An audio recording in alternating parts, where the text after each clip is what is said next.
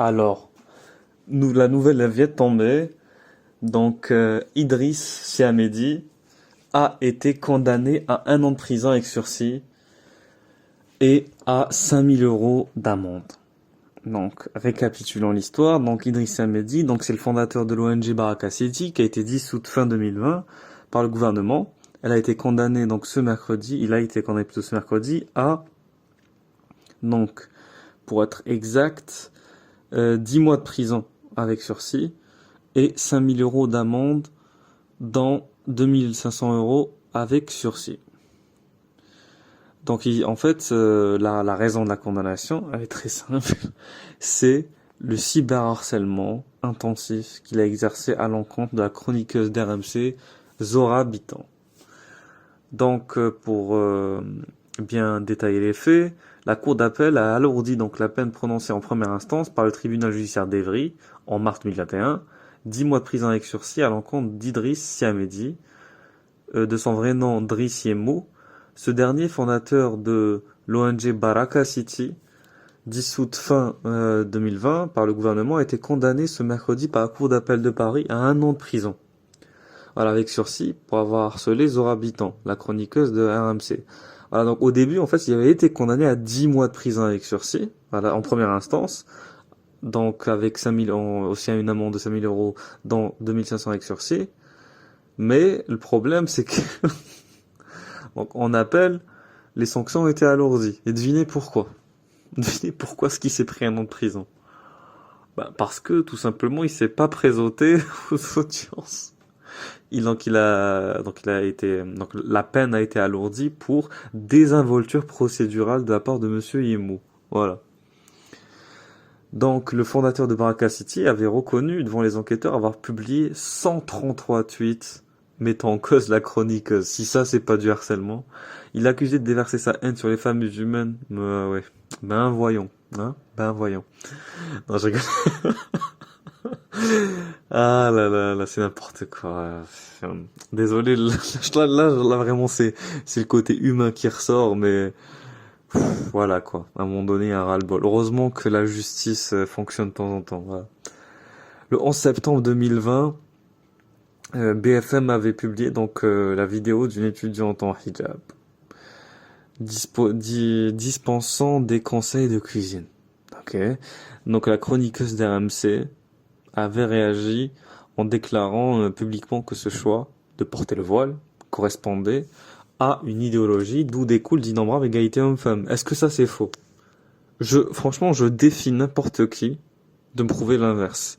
De me prouver que le voile ne correspond pas, le voile en tout cas islamique, ne correspond pas n'est pas un élément, on va dire, en tout cas l'obligation de porter ce voile n'est pas un élément qui appartient en soi à une idéologie où découle d'innombrables égalités hommes-femmes.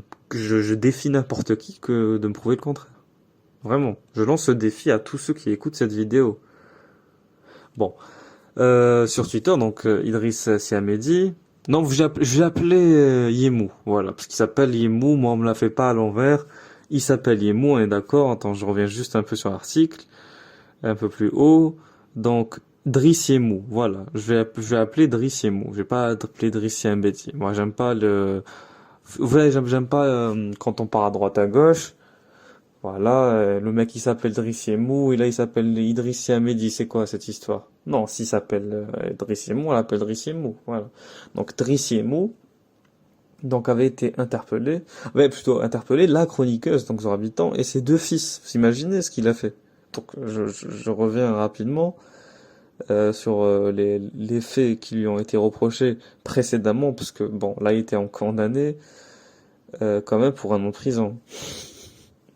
Donc il a interpellé la chroniqueuse et ses 2 fils sur Twitter à propos de supposées infractions pénales, en poussant les utilisateurs du réseau social, donc Twitter, à demander des explications. Donc il a lancé tous ses followers, tous ses abonnés sur Zora.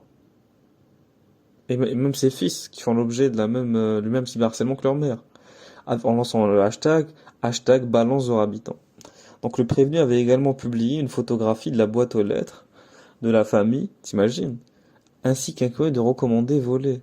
Tiens, quelqu'un vient devant chez toi, euh, prend en photo ta boîte aux lettres et la poste sur Twitter avec un courrier recommandé qui t'a volé. Comment on appelle ça, là? Comment on appelle ça? Bon, je pense que j'ai pas besoin de commenter plus. Lors du procès en première instance, le procureur avait fustigé une logique d'intimidation. Bah oui, forcément.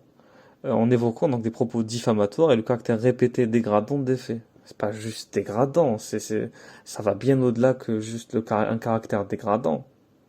Là, c'est un caractère terroriste. Là, il voulait littéralement la terroriser. Là, on va bien plus loin que le côté dégradant. Voilà. Là, il y a un procédé littéralement mafieux. C'est de la menace, c'est de la menace à peine dissimulée que de faire ça. Donc Idriss Ahmedi avait déjà comparé pour des faits similaires en février dernier parce qu'il était condamné à 5 000 € d'amende en 2 000 € avec sursis pour injure raciste envers